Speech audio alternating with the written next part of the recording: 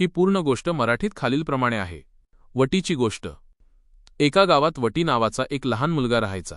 तो खूप नालायक आणि कमकुवत वृत्तीचा होता.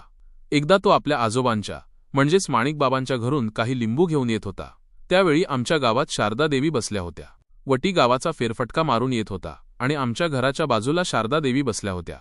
त्यावेळी हर्षल नावाचा एक मुलगा होता, ज्याचे स्वतःचे चहाचे दुकान आहे. वटी जेव्हा तिथून चक्कर मारून येत होता तेव्हा हर्षलने ओरडून सांगितले, "त्या वटीला पकडा." मग गावातील मुलांनी वटीला पकडले. त्याला पकडून दुवाच्या घराच्या बाजूला असलेल्या एका बंदिस्त जागेत नेले. त्या बंदीवर पाल ताडपत्री टाकलेली होती.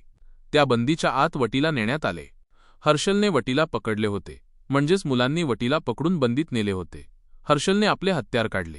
काही मुलांनी वटीची पूर्णपणे फाडून ठेवली होती आणि वटी जे लिंबू घेऊन आला होता तेच लिंबू त्याच्या गुदद्वारात कोंबून हर्षलने त्याचे लैंगिक शोषण केले. त्यावेळी गोप गोप गोप गोप असा आवाज येत होता. ही झाली तुझी पूर्ण गोष्ट मराठीत. आता पुढे काय करायचे?